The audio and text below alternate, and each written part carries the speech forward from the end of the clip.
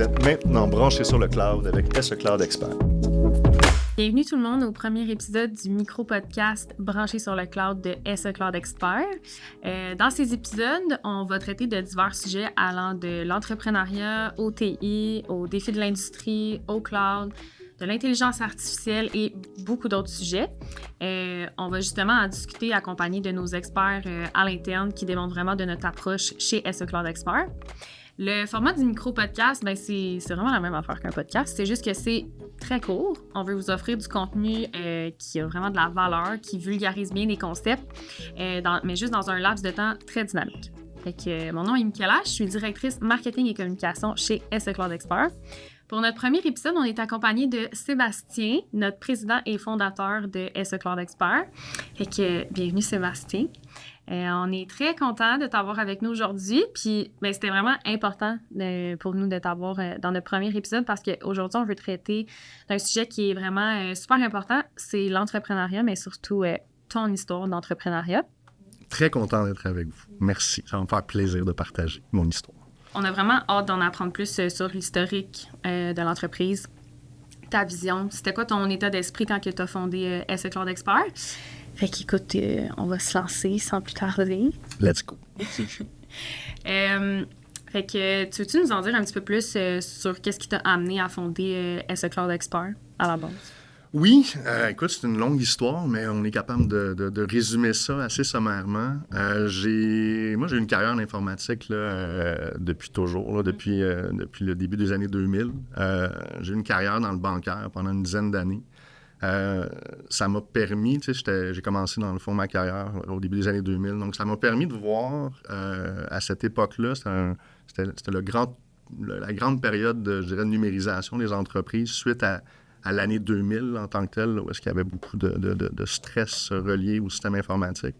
Puis vu que je travaillais dans le bancaire, mais j'ai vu à quel point il y avait beaucoup de moyens d'impliquer pour faire les transformations numériques.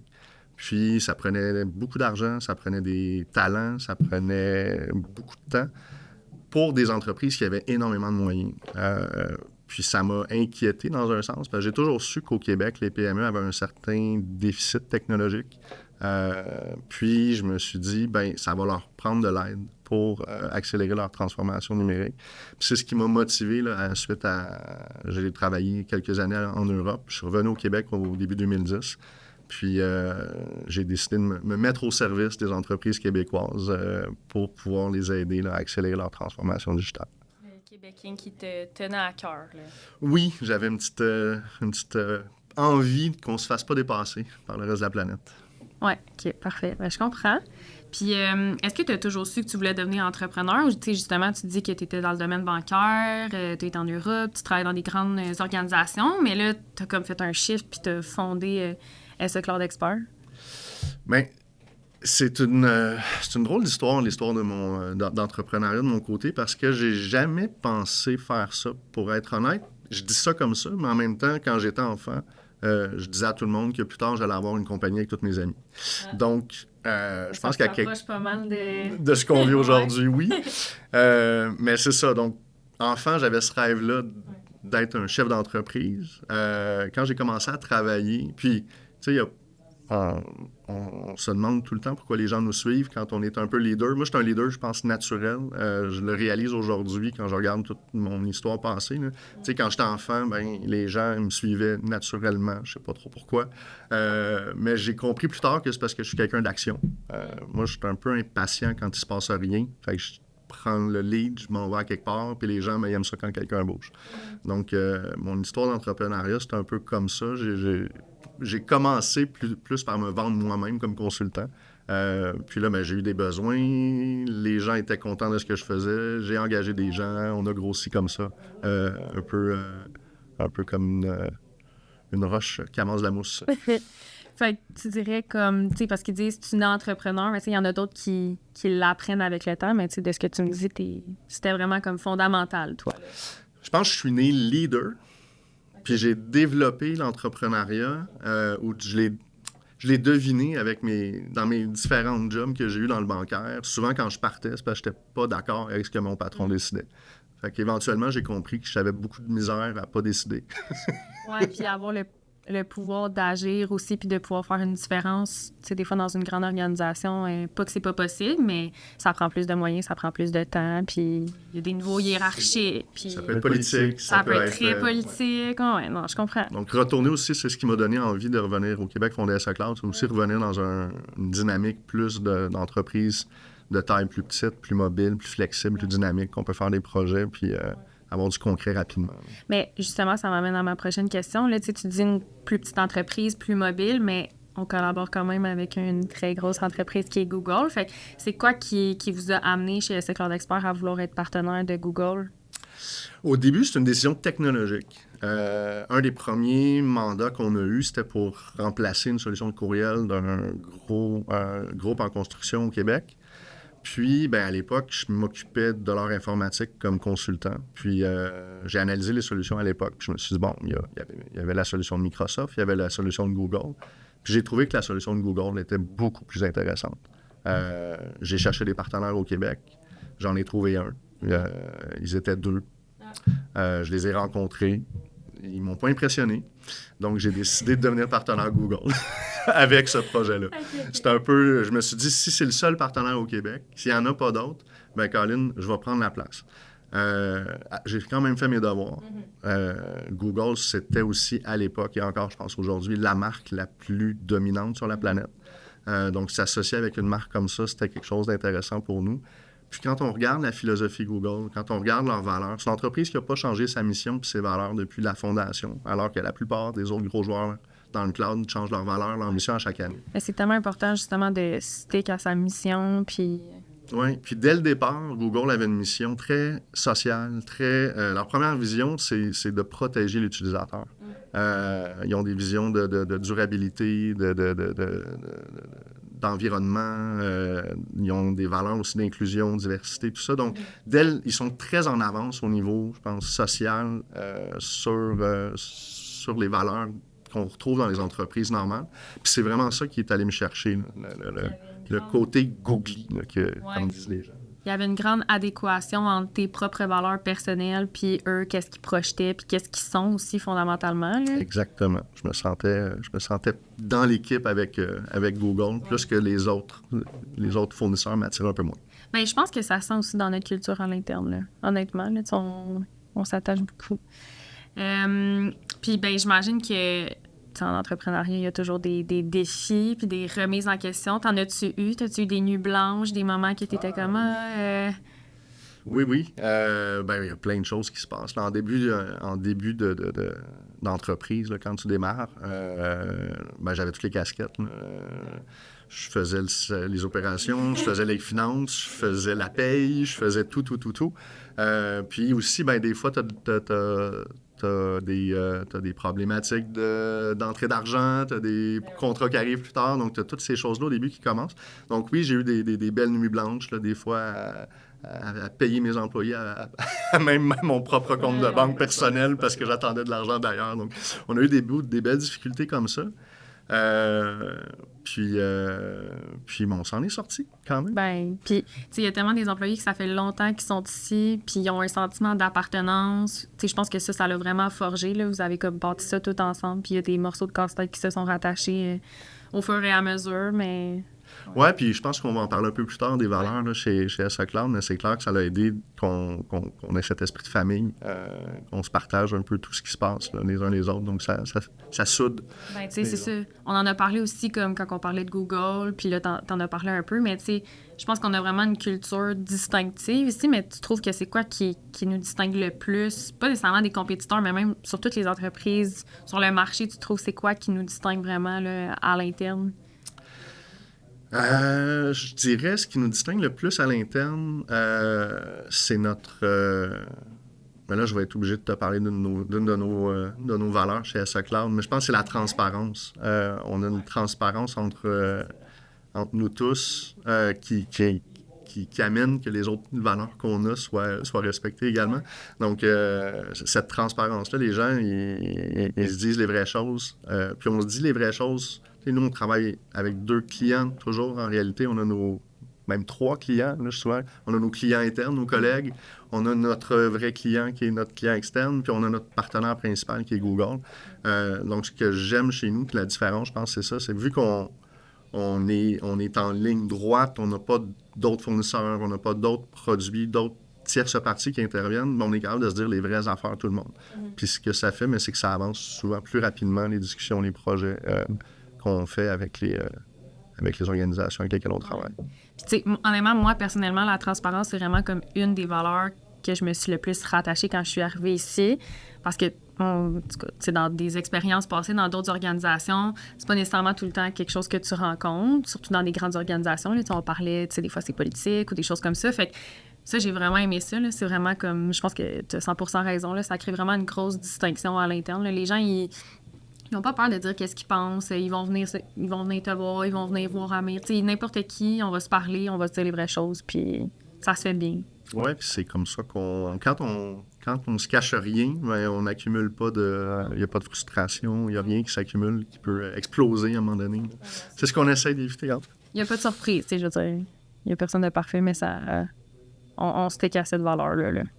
Yes.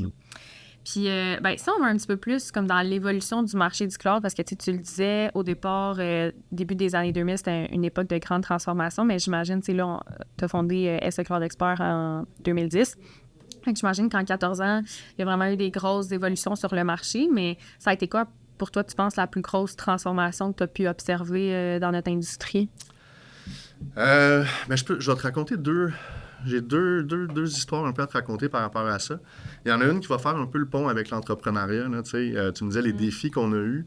Une des grandes transformations, c'est l'adoption massive du cloud. Là. Il n'y a pas de secret. C'est aussi une raison pour laquelle on est parti sur ce créneau-là. Puis ça revient avec les défis qu'on a eus, c'est de gérer la croissance. Ça a été un des... qui a donné des nuits blanches. Là. Ouais. C'est facile c'est jamais facile, mais c'est quand même plus facile de bâtir une organisation jusqu'à une certaine taille, mais à chaque fois, on arrive à un point où est-ce que faut prendre la marche. Puis la marche, souvent, la marche suivante est assez haute. Il faut souvent engager beaucoup de monde, s'assurer qu'on va recevoir assez de contrats par la suite. Donc, ces marches-là de croissance, on en a peut-être eu 3, je dirais. On en subit une en ce moment. Donc, c'est des beaux défis. Puis ça suit la transformation de notre marché. Là. La demande dans le cloud est extraordinaire. Moi, je dis souvent que je n'ai pas de compétiteurs. On n'est pas assez nombreux pour servir la demande. Donc... c'est ça. C'est un beau problème parce que dans le fond, ça fait juste témoigner que ça va super bien. Mais après ça, il y a le cash flow qui rentre en ligne de compte. Puis il faut penser à ça aussi. Là, fait que... Puis l'autre côté, l'autre belle transformation que je vois dans les dernières années, c'est je dirais que l'informatique devient de plus en plus une commodité.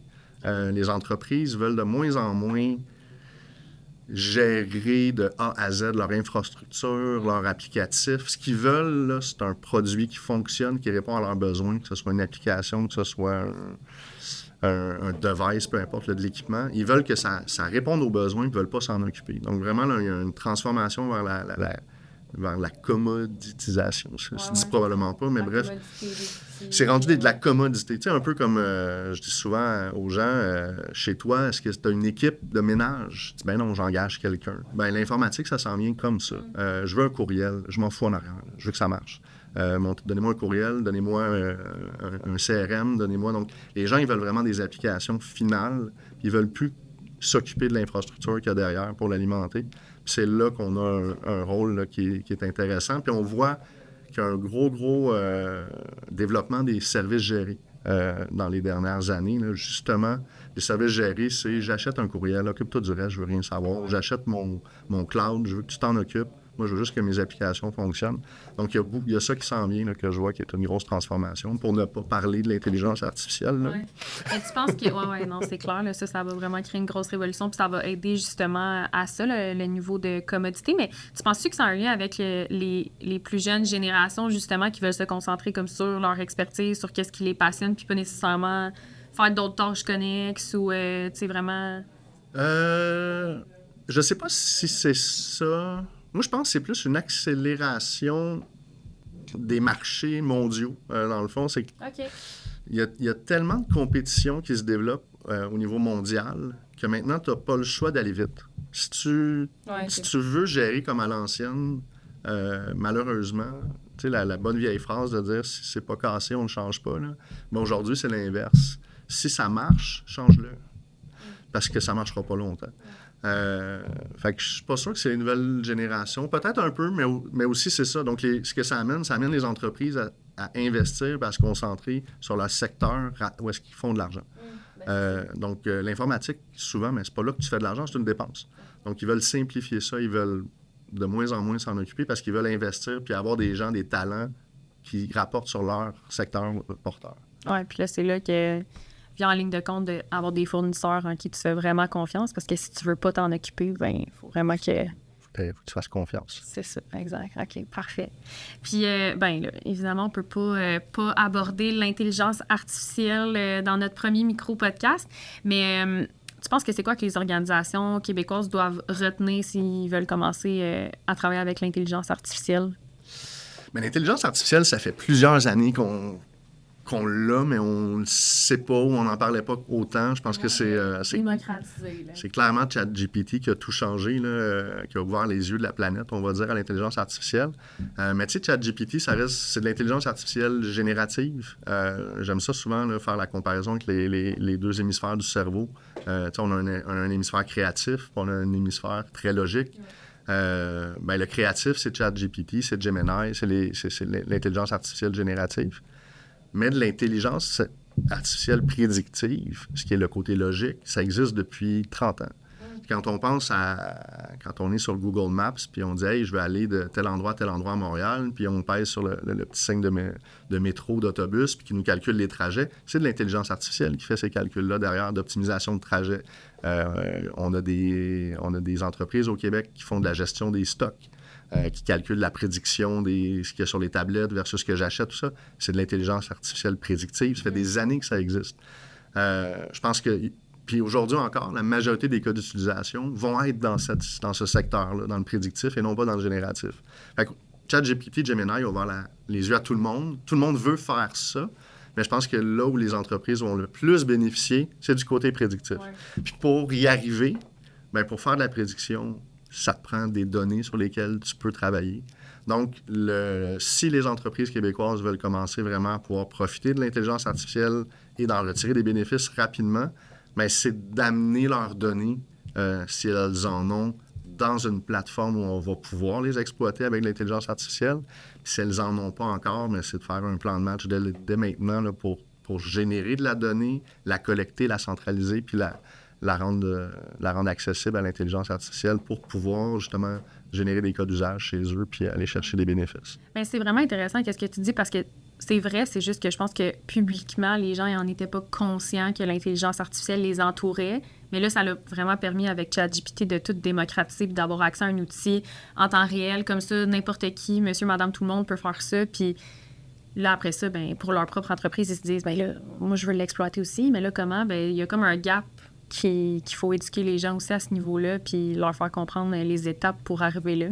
La première chose que je pense que les entreprises devraient faire, c'est une politique d'utilisation de l'intelligence artificielle au sein de leur entreprise. Ouais, quelque chose qu'on n'a pas aujourd'hui, c'est trop nouveau. Mais on avait un phénomène de shadow IT dans le passé, là, que n'importe qui pouvait s'acheter sa carte de crédit des services cloud.